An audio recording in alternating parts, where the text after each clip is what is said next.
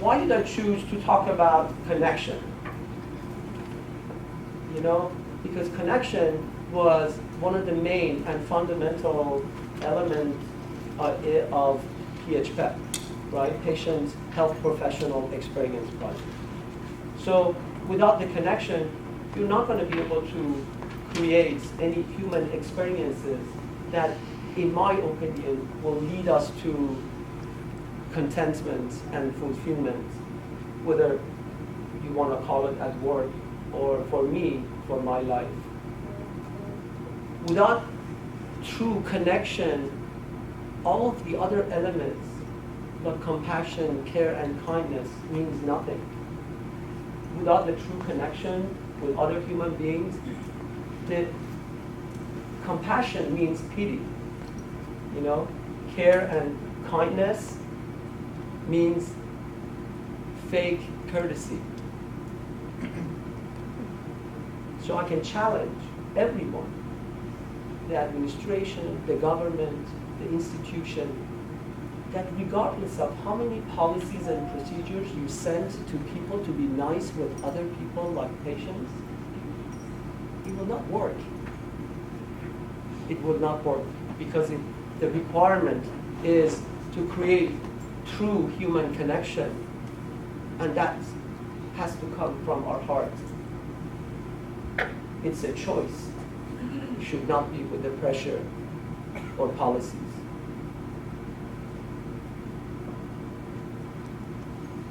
So 21st century is era of communication, right? The technology has allowed us to, you know, perform transaction from one side to another side of the world, to be able to communicate with everyone. You know, remember 20 years ago, having a cell phone was a luxury. I remember when I was in residency at Harvard, I was carrying a pager. So every time I would get an emergency phone call, I had to drive off the highway to go to a payphone and make a phone call. Now everyone has cell phone and devices, and we can communicate, right? You know, if you tell my daughter that there was a time that there was no cell phone, she will laugh at you. It's like a, you know, funny story. So we are connected via devices and social media, right? Last year I went to Korea for robotic training, and for the first time I was away from my family. And I was able to Skype with my kids and my wife every day. It was very nice. So technology has allowed us to live better, you know, to be able to survive, to be able to communicate and connect with others. It's great. In fact, human species are tool makers. If you look at the story of human being, that's what exactly helped them to survive for more than 150,000 years, to be able to create tools. And you know who created these tools? Us. We created these tools. We created for our survival, for our happiness. But there's a dark side to it. And the dark side is broken relationship. If you don't believe me, you look around yourself. You know, look at your family around, and there's so many things in your family, outside between your friends, and even spouses, you know, at work. We sort of communicate with each other, but with a little or not even any true human connection. So when we go out together with my family and the rest of our friends, you know, you see the kids, they sit in there and they're just working with their cell phones and playing video games. If I ask a teenager, what is the goal of your best friends in life? They wouldn't even know. I remember when I was a teenager, you know, I loved to have my friends over. We would go out and play and then come home, and I remember we I had a very small room, and we lay down on the floor, and we would talk for a couple hours, talk about our past and what happened, and then future, the daydream about what we wanted to do. Well, what happened? You know, most of the people, not all, but most of the people, they try to hide behind this, image or fake story in the social media. They put pictures, which is all of them a lot of them are fake. And they measure their self-worth with the number of the friends they have on the internet or social media. So, in my opinion, what has happened, it actually created a new definition of loneliness. And you know what that is? Is that you have so many connections with a lot of people, but you still feel lonely. I say that as a joke in the operating room sometimes, that there's so many nurses around me, I still feel lonely sometimes. And also, this lack of connection has created a culture of indifference. We don't care anymore. And it's astonishing to me that there are so many people in this world, in our history, that they came out and they had incredible intuition and anticipation that they could see the future so clearly many, many years ago. I don't think we are there yet. But if we don't do anything, there's no question for me that what he predicted many years ago would be the destiny. And again, if you don't believe me, look around yourself. And we have the same broken relationship in our workplace. I'm not talking about West Anaheim Hospital because it's the exception, right? That's right. But look at the other institution. Broken relationship is very clear, undeniable. Most of these institutions, people come in, they clock in, but at the same time, they check out. The workplace is the place and location that you come in with no desire to engage. 1/3 of our lives, in adult lives, is at work. And we spend so many times in different meetings. Sometimes I go to these meetings, I even run some of these meetings, and I say to myself, what a waste of time. What a waste of time. We created all of these policies and procedures, and it's so much right now that sometimes you feel you get suffocated underneath of those. And that's for us, right? We do it without any sense of human connection. Instead of when we sit down together and talk to each other as a friend and colleague.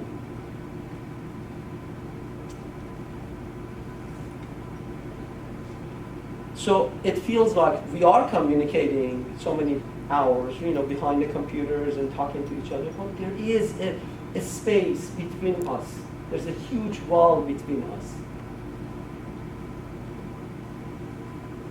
Healthcare, right?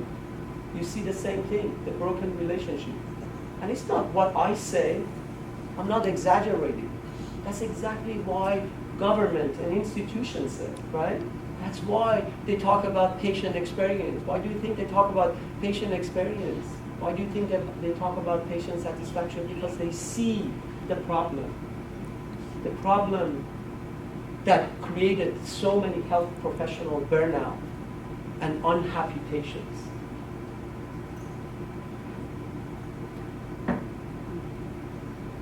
And it's so amazing to me that in order to solve it, we come up with the ridiculous surveys And again, policies and procedures again to solve this problem, which has nothing to do with those.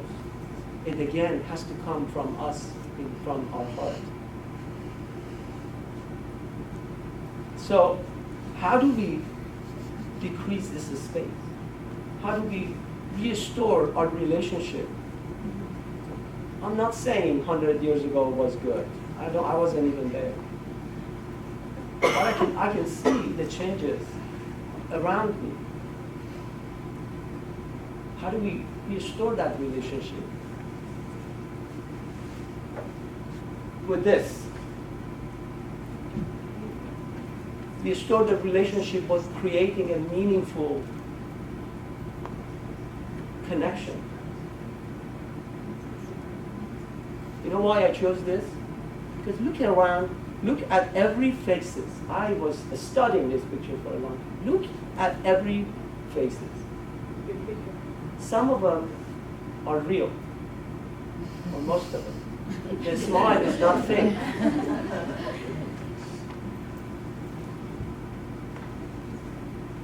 That's what we want. We want to create a real relationship. But it's hard. It requires effort and will. And it requires a lot, identifying a lot of elements. And those elements I'm going to talk about that you can apply to your life with your relationships and then later apply it at work. The first and most important element of creating an incredible human connection is authenticity. And authenticity means allowing others to see not only your strengths, but also your weaknesses and struggles. You know, come in and show up and let the world see you. Let other people see you. See your vulnerability. And you know, we are living in a society that talking about our emotions and feelings is not the norm, right? We are trying to cover ourselves, protect ourselves, not to get hurt. And showing the vulnerability in this society is perceived as imperfection, right? But I argue that frailty is the reality of human being. You know, vulnerability and expressing your imperfection, in my opinion, which requires courage and bravery, is the core to create that human relationship. It's like a first and the most important step to get to that place, that location, that we are able to create that connection. It's like an access key. Sharing our feelings, our emotions, you know, the sad and happy moments. Talk about our struggles and achievements is the access key to get to that place. And the second one is presence. For a long time, I couldn't understand what that means. What does that mean? That I'm here physically, but I'm not here. Remember I was telling you about the relationship I had at home? Sometimes I was there, but I wasn't there. So presence means being there and attending to the others, fully attend to the other person. Get rid of all those distractions around you. And that's hard. It requires will, and it requires practice. And look around you. We are bombarded with distraction, right? At work, we talk about multitasking all the time. We are so busy, we are so crowded. And then we lost that art of human connection because that's not our priority anymore. When we talk to other people, the other people's head is in the computer, not towards us. They listen to us. They're there physically, but they're not there. Presence is a major element to create that human connection. And the other thing is proximity and closeness. It's so hard to create that human connection with over the phone or email or social media or text messaging. You know, of course, we got these emojis now that you send your sensation and feeling, and I try to do that all the time, my gratefulness and happiness and my love, but it doesn't work. It needs your proximity, your closeness to the other people. You know why? Because it's all about your attitude. It's about your posture, your facial movement, your eyes, your smile. It's about the tone of your voice. And at the end, it's about the touch.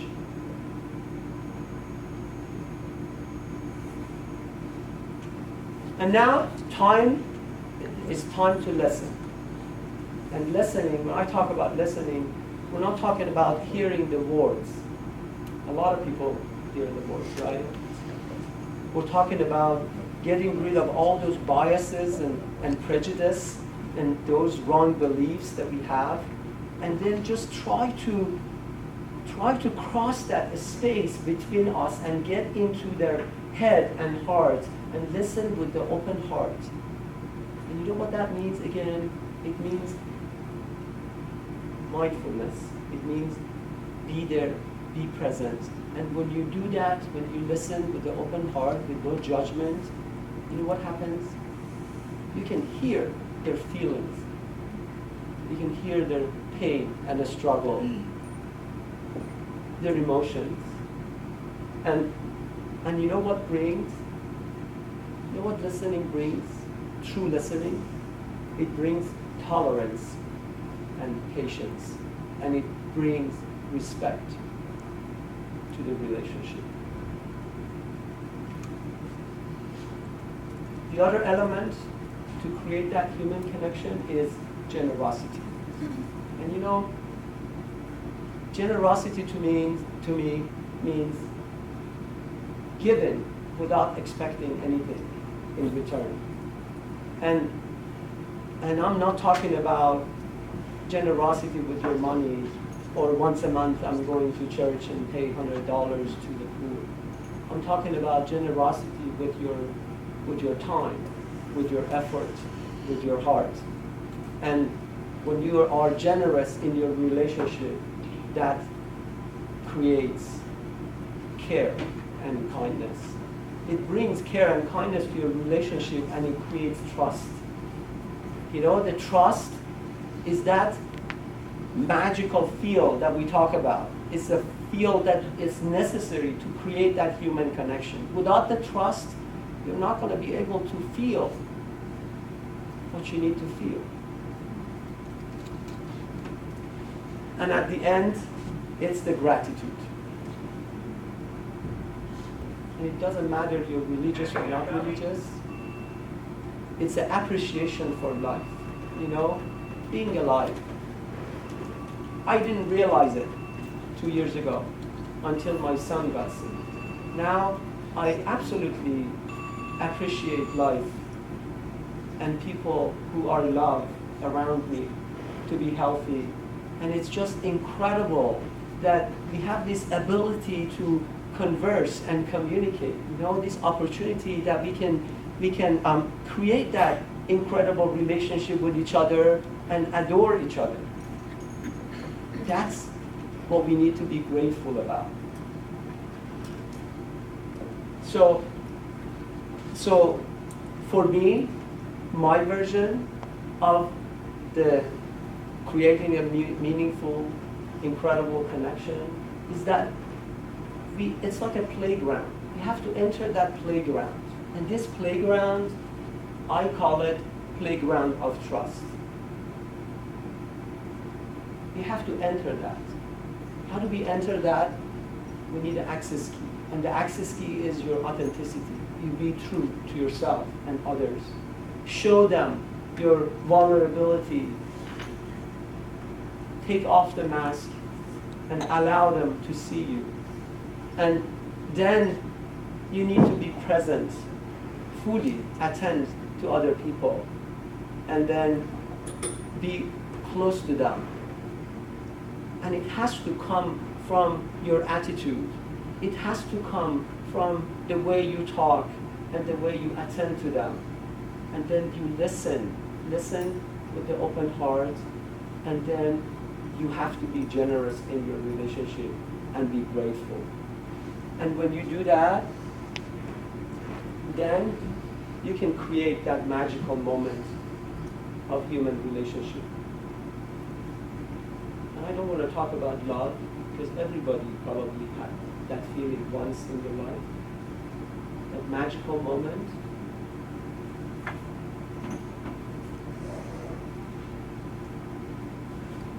So as a health professional, what are the responsibilities that we have? We have this responsibility to apply those major elements, those fundamental elements, to engage with our patients, with the family, and with our colleagues here, to create that magical moment. I love this picture. You know why? Because it has all of the elements. You know, the attitude, the touch, the proximity, the face, the eyes. It has everything. And when you do that, then you can reach the human experience. It's not with the surveys, it's not with the policies and procedures. It's when you create that moment of trust, that moment that you can exchange your energy. That's the time that makes you happy, content, and fulfilled. And that stays with you.